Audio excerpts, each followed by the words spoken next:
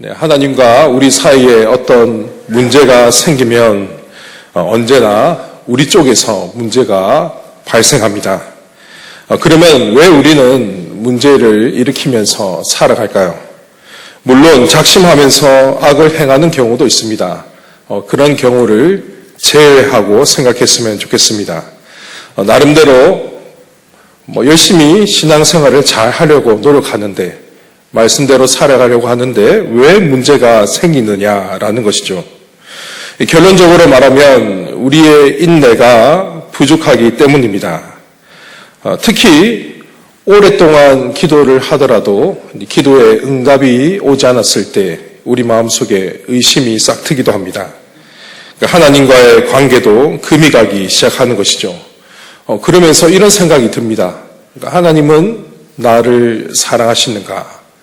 나와 함께 하신다고 말씀하시지만 정말 지금 나와 함께 하시고 나를 돌보고 계시는가?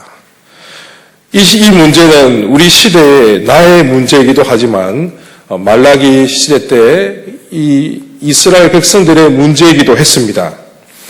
오늘 본문에서 이스라엘 백성들이 던지는 질문은 조금 전에 제가 말씀드렸던 이 질문과 동일합니다.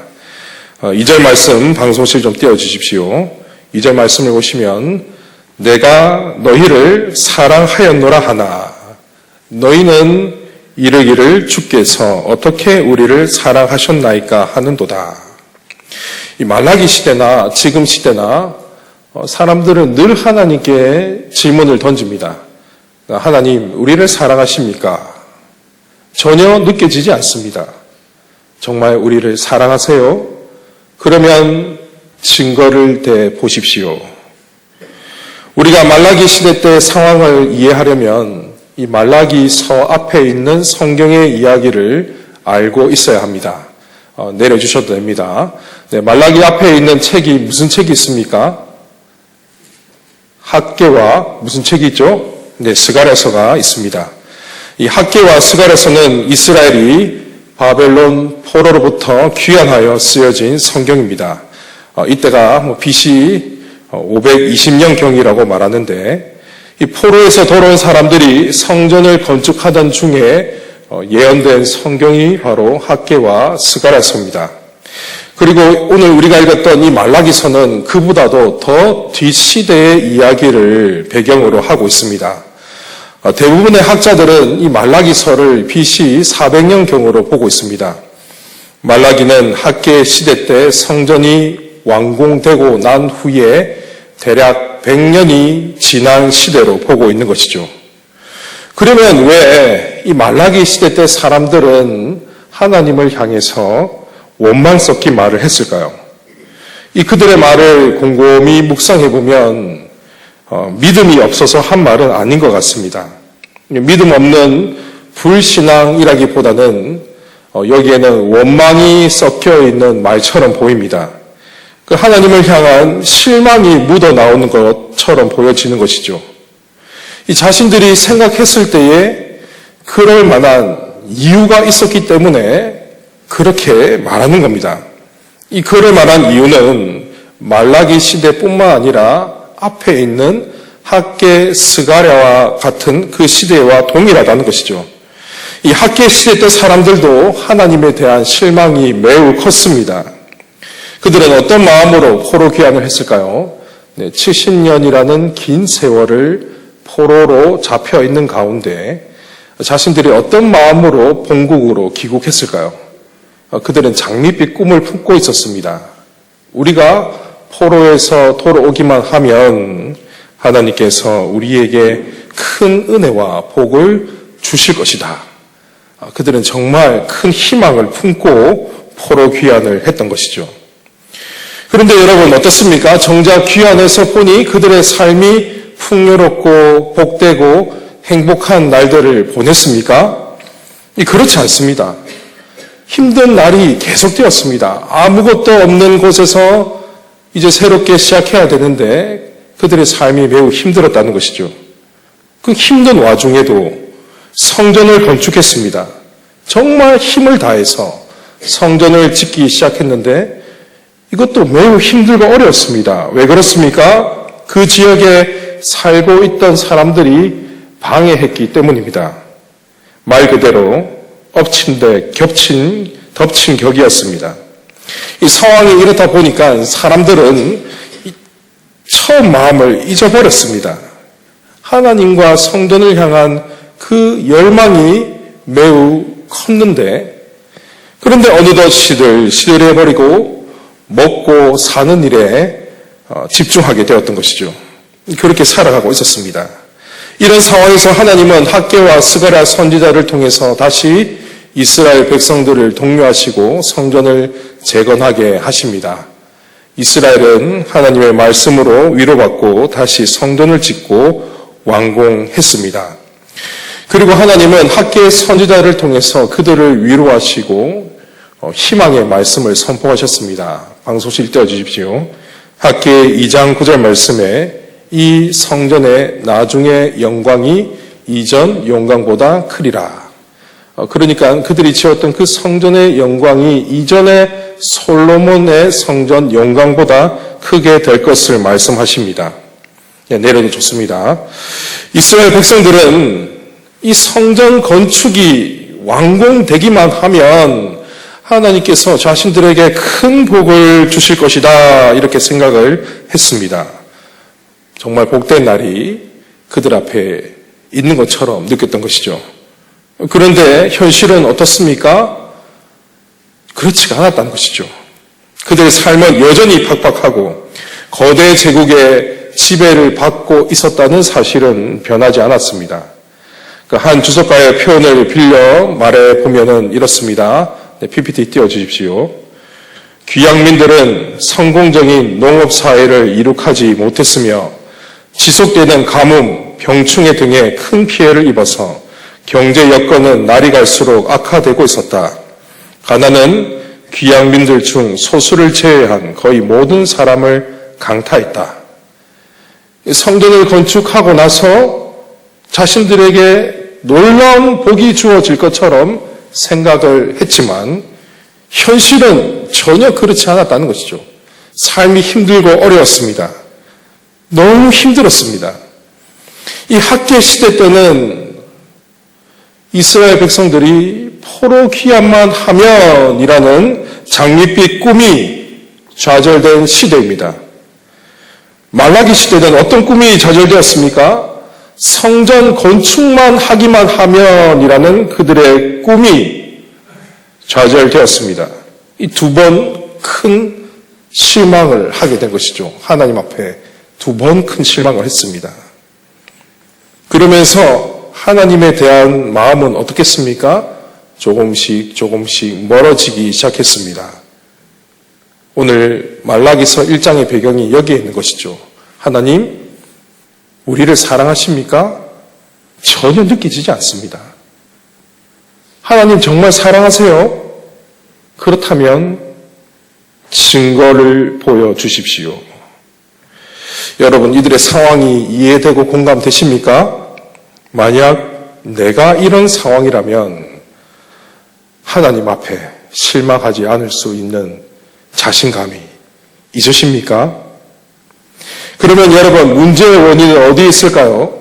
하나님께 있을까요? 아니면 이스라엘 백성들에게 있을까요? 조금 전에 들었던 우리가 말씀을 생각해 보면 하나님께 문제가 있는 것처럼 보여집니다. 그러나 그렇지 않습니다. 이 문제의 원인은 당시 이스라엘 백성들에게 있었습니다. 포로에서 귀환하고 성전을 건축했던 이스라엘은 그 사실 자체만 보면 하나님께 순종했습니다. 그러니까 충분히 보상받을 만한 일을 했다라고 그렇게 생각할 수가 있죠. 하지만 그들이 충분히 생각하지 않았던 것이 있습니다. 그것이 무엇입니까? 그것은 바로 그들의 죄악에 대한 하나님의 징계였습니다. 왜 그들이 고통스러운 날을 겪어야 했습니까? 그들이 왜 나라를 잊고 포로로 끌려가게 되었습니까? 그들의 죄 때문이죠. 그들이 하나님 앞에 죄를 범하고 그 죄에 대한 징계로서 지금까지 계속해서 고통을 받고 왔습니다. 우리는 단순히 입술로 회개합니다라고 고백하면 모든 죄가 사함받고 끝난 것처럼 그렇게 생각하는 경향이 있습니다. 그냥 교회 한번 나와서 기도의 자리에 나와서 내가 지은 죄를 용서하여 주시옵소서라고 기도 한번 하면 모든 것이 끝난 것처럼 여긴다는 것이죠. 그냥 내 편에서 이제 할 일을 다 했으니 이젠 하나님 편에서 용서나 해주시고 복을 주십시오라는 그런 생각이 우리 안에 있는 것 같습니다. 그러나 여러분, 죄를 회개하는 진정한 자세는 이렇게 되어서는 안 됩니다. 내가 죄를 회개했으니 당신은 용서나 하고 복을 주십시오가 되어서는 안 된다는 것이죠. 진정으로 죄를 회개하는 저는 어떻게 해야 하겠습니까? 자신의 죄를 정말 하나님 앞에 회개했다면 하나님의 선하신 처우를 기다리면서 인내해야 합니다. 이스라엘은 하나님께 죄를 범했습니다. 그래서 약속의 땅을 잃어버리게 되었고 그들은 포로로 끌려가게 되었습니다. 이것은 죄에 대한 하나님의 심판이었습니다. 그들이 다시 하나님의 은혜로 자신들의 나라로 돌아올 수 있게 되었지만 그들이 해야 했던 올바른 자세가 무엇입니까? 계속해서 하나님 앞에 회개하며 하나님의 선하신 처우를 인내하며 기다려야 했습니다. 하나님께서 다시 은혜 내려주실 때까지 그들은 겸손한 마음으로 성전을 건축하고 하나님의 선하신 뜻을 기다리면서 인내해야 했던 것이죠. 여러분, 죄에 대한 회개는 이렇게 하나님의 선한 처우를 기다리며 인내하는 것입니다. 그러면 이 기간을 누가 정하는 겁니까? 용서의 기간은 하나님께서 정하시는 겁니다. 하나님께서 우리에게 좀 더 근신해라라고 말씀하신다면 우리는 더 근신하고 엎드려 있어야 합니다. 그런데 많은 이들이 이렇게 생각을 하죠. 내가 입술로 고백했으니 이만큼 했으니 당신은 용서나 해주시고 복을 주십시오. 사랑하는 성도 여러분, 이 당시 이스라엘 백성들이 이런 마음을 가지고 있었습니다. 이들은 포로 귀환을 하고 성전을 건축했을 때 자신들이 하나님의 뜻을 따랐기 때문에 풍성한 삶이 있을 것이라고 잠시 기대했습니다. 그런데 그런 삶이 금방 오지 않자 곧바로 패역한 삶으로 바뀌었습니다. 죄를 범하면서 그렇게 살아갔던 것이죠. 학개서도 마찬가지였고 말라기서도 똑같습니다. 이들은 하나님께 실망했기 때문에 그 실망이 너무 크다 보니까 곧바로 죄를 지으면서 살아가게 되었습니다. 말라기서 1장 내용이 어떤 내용입니까? 고의적으로 하나님 앞에 잘못된 예배를 드리는 모습을 보게 되어집니다. 예배는 드리기는 드린데 고의적으로 잘못된 예배를 드리는 것이죠. 더러운 떡을 단에 올립니다. 제물을 드릴 때 온전한 제물을 드린 것이 아니라 일부러 저는 것, 병든 것을 가져와서 하나님께 드렸습니다. 그리고 말라기서 2장을 보시면은 이스라엘은 이방인 여인과 결혼을 합니다. 이것도 일부러 그렇게 결혼하는 것이죠. 그러면서 이방인 아내에게 폭력을 행사합니다. 3장을 보면 하나님께 드렸던 그 11조를 도둑질합니다. 그러면서 하나님께서 진노하십니다. 이스라엘은 하나님이 자신들이 원하는 때에 원하는 것을 주시지 않자 원망과 불평을 쏟아내는 것이죠. 하나님, 우리를 사랑하십니까? 전혀 느껴지지 않습니다. 우리를 사랑하세요? 그렇다면 증명해 보십시오. 말라기 2장 17절을 보면 그들은 하나님께 비아냥거리면서 하나님을 조롱하기 시작합니다. 모든 악을 행하는 자는 여호와의 눈에 좋게 보이며 그에게 기쁨이 된다. 정의의 하나님이 어디 계시냐? 이런 식으로 비아냥거리는 거죠. 내가 악을 행하는 이유는 바로 이겁니다. 내가 똑바로 살아봤는데 당신은 나에게 주는 것이 아무것도 없군요. 당신은 정말 악한 신입니다. 내가 이제 악을 행하오니 나에게 복을 주십시오. 당신은 악한 왕이니까, 악한 신이니까.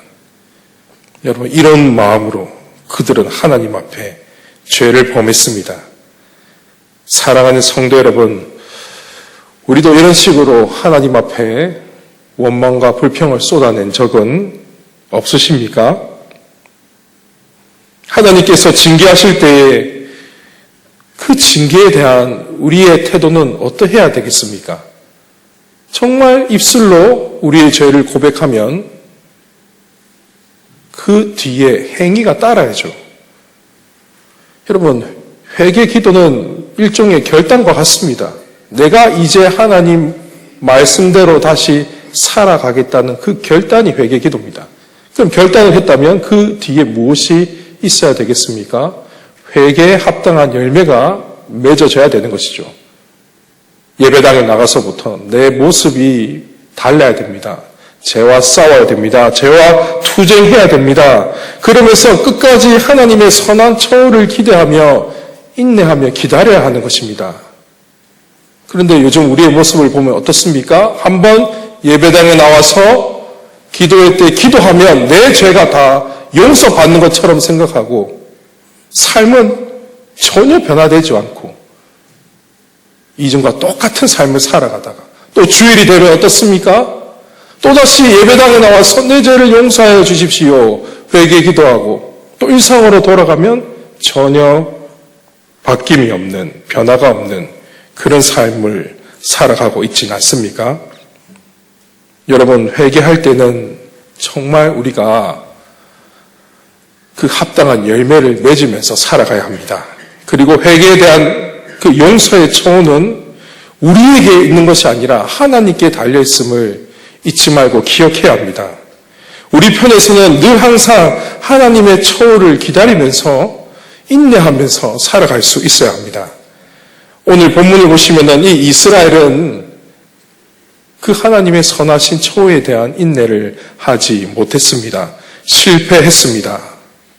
기다리지 못했습니다. 그 결과 어떤 모습이 나타나고 있습니까? 하나님을 향해서 비웃고 비아냥거리고 죄악된 길로 달려갔습니다.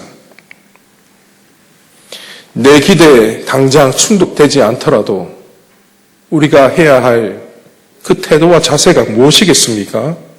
회개 후에 끝까지 꿇었던 그 무릎을 계속해서 유지하면 하나님은 반드시 그 회개에 응답하시는 분이라는 것을 기억해야 하는 것이지요. 여러분, 이 사실을 믿으시기를 바랍니다. 우리가 입술로 한번 고백하고 제 용서함 받는다는 생각을 하지 마시기 바랍니다. 이렇게 기도의 자리에서 회개했다면 돌아서는 그 모습이 우리 삶 가운데 반드시 나타나야 합니다. 그리고 하나님의 선하신 처우를 여러분 계속해서 기다리십시오. 우리가 두 번째로 다룰 내용은 이스라엘의 질문과 하나님의 응답입니다. 이스라엘이 이렇게 질문을 했습니다. 하나님, 우리를 사랑하십니까? 증거를 대보십시오. 이 질문에 하나님께서 어떻게 대답하셨습니까? 방소실 띄워주시기 바랍니다. 오늘 말라기서 1장 2절과 3절 말씀을 보면 그러나 내가 야곱을 사랑하였고 에서는 미워하였으며 라고 답하십니다. 이 대답의 의미는 로마서 9장을 보면 더 선명하게 나타나 있습니다. 바울은 이 말라기 본문을 인용하면서 이렇게 말했습니다.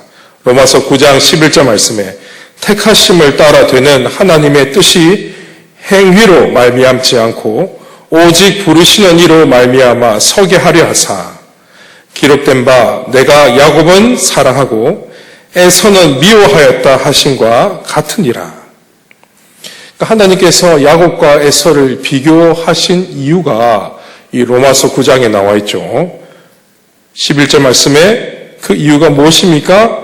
택하심을 따라 되는 하나님의 뜻이 행위로 말미암지 않고 오직 부르시는 이로 말미암아 서게 하려 하사. 예정과 선택에 있어서 매우 중요한 본문입니다.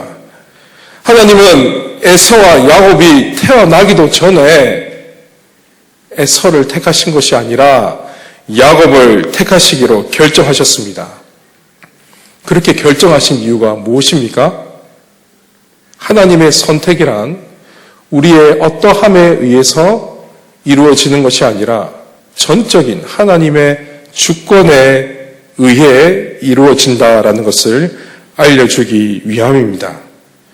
이 로마서 9장 말씀은 오늘 말라기서 1장에 이스라엘 백성들이 하나님을 향해서 질문했던 그 질문에 훌륭한 대답이 됩니다. 하나님을 의심하는 자들에게 하나님께서 뭐라고 답하십니까? 그러나 내가 야곱을 사랑하였다. 에서는 미워하였다. 내 아들아, 내가 야곱을 선택했던 것처럼 너를 선택한 거란다. 나의 사랑하는 딸아, 내가 야곱을 선택했던 것처럼 너를 선택했단다. 알겠니? 나의 아들아, 딸들아. 여러분, 하나님께서 선택을 말씀하신 그 이유는 하나님은 아무런 원인도, 배경도, 공로도, 이유도 없는데 이스라엘을, 우리를 사랑하셨다는 것을 강조하시기 위해서였습니다. 자식이 부모에게 이렇게 질문을 하면 어떻게 답하시겠습니까? 아버지, 어머니, 나를 사랑하십니까? 그러면 증거를 대보십시오. 여러분, 만약에 집에 돌아가셔서 자녀들이 이렇게 질문을 하면 여러분 어떻게 대답할 수 있겠습니까? 무엇으로 우리 자녀들에게 내가 너를 사랑한단다라고 증명할 수 있겠습니까? 사실 여러분, 설명이 필요 없습니다. 부모가 자식을 사랑하는 거, 그거 당연한 거 아닙니까? 내 몸으로 낳았던 자녀이기 때문에. 그냥 내 자식이기 때문에. 내가 낳은 새끼이기 때문에 사랑하는 거 아닙니까? 하나님의 사랑이 이와 같습니다. 하나님께서 이스라엘을 선택하신 이유와 여기 있는 우리를 선택하신 그 이유는 그냥 내 새끼니까, 내 자식이니까 사랑하시는 겁니다. 여러분, 이스라엘이 뛰어난 자질을 갖고 있었기 때문에 하나님께서 택하신 겁니까? 그렇지 않습니다. 대단한 잠재력을 가지고 있어서 내가 이 민족을 택하면 이들은 정말 나를 잘 섬기고 내 뜻을 나타내겠구나 이렇게 생각하시고 이스라엘을 택하셨을까요? 그렇지 않습니다. 그들이 뭔가 충성됨을 보였기 때문에 택하신 겁니까? 그렇지 않습니다. 이스라엘이 어떠하기 전에 먼저 하나님의 선택과 사랑이 선행되어 있었습니다. 하나님은 사랑할 만한 무언가가 있었기 때문에 사랑한 것이 아닙니다. 그저 선택하셨고 그저 사랑하셨습니다. 왜 야곱을 선택하셨을까요? 여러분, 창세기 말씀을 보시면 야곱이 어떤 사람인 것을 우리는 잘 알고 있습니다. 믿음의 조상이라고 말하지만 그의 처음 모습을 보면 전혀 그런 모습이 나타나지 않습니다. 속이는 자, 간사한 자였습니다. 그런데 어떻게 이렇게 간사한 자가 하나님 나라를 상속하는 큰 믿음을 소유한 믿음의 조상이 되었습니까? 그것은 하나님께서 이 간사한 야곱에게 큰 믿음을 주셨기 때문입니다. 어떻게 야곱이 경건한 자가 되었습니까? 그것은 선택하신 하나님께서 그에게 경건을 주셨기 때문입니다. 하나님의 선택과 사랑이 먼저 있었기 때문이죠. 그러므로 사랑하는 성도 여러분, 혹시 지금 이렇게 생각하는 분이 계십니까? 어려운 현실 속에서 하나님, 정말 나를 사랑하십니까? 이렇게 질문을 던지는 분 계십니까? 하나님은 나를 다른 이보다 덜 사랑하거나 사랑하지 않는다라고 생각하는 분이 계십니까? 현재 신앙의 극심한 침체기에 빠져서 하나님은 더 이상 나와 함께하지 않는다. 하나님은 나를 돌보지 않는다라고 생각하는 분이 있으십니까? 당장 눈앞에 하나님의 사랑이 보이지 않고 느껴지지 않는 것처럼 생각되는 그때에 여러분 오늘 이 본문을 생각하시기 바랍니다. 하나님의 선택을 기억하십시오. 하나님은 야곱을 선택하신 하나님이십니다. 에서를 대신해서 야곱을 선택하신 그 하나님은 여기 있는 저와 여러분을 선택하신 하나님이십니다.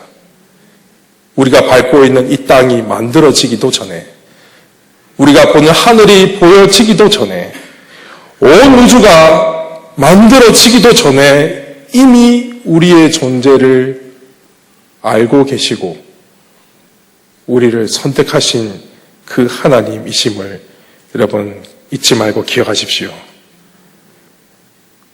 그 하나님이 바로 우리의 하나님이십니다. 이 사실을 기억하며 인내하시기 바랍니다. 당장 눈앞에 보이는 일들로 인해서 하나님께서 나를 사랑하지 않는 것처럼 느껴질지라도 하나님은 나를 당신의 자녀로 삼으셨다는 그 사실을 잊지 말고 기억하시기를 바랍니다. 나를 선택하신 그 하나님은 지금도 나와 함께 하시고 나를 선한 길로 인도하고 계시는 우리 아버지이심을 기억하시기를 바랍니다. 그래서 여러분 어려운 현실 속에서 끝까지 하나님을 바라보며 인내하십시오. 오늘 이스라엘의 모습이 우리의 모습이지 않습니까? 때론 실패하고 넘어지고 좌절할지라도 다시 우리 아버지의 손을 붙드시고 말씀을 붙드시고 은혜의 자리에 나오시고 기도하면서 더 하나님을 가까이 하시기를 바랍니다. 여러분 끝까지 인내하면서 하나님을 붙드는 자가 정말 하나님의 백성입니다. 힘들고 어렵다고 교회를 떠나고 멀리하고 그렇게 해서는 안 되는 것입니다. 더 힘들수록 하나님을 가까이 하십시오. 더 말씀을 가까이 하십시오. 더 하나님 앞에 부르짖고 기도하시기를 바랍니다. 여러분의 그 고통의 심정을 하나님 앞에 다 쏟아내십시오. 내 마음에 있는 그 원망과 불평, 그 인생의 무거운 짐들, 그것들을 우리 아버지 앞에 다 내려놓으시기를 바랍니다. 특별히 오늘 이 밤 정말 하나님께서 나를 선택하신 그 하나님, 야곱을 선택하셨던 그 하나님은 지금 나를 선택하시고 나를 사랑하시는 하나님이심을 기억하며 하나님을 찬양하며 하나님을 높이시는 우리 모든 성도님들이 되기를 주님의 이름으로 축원합니다.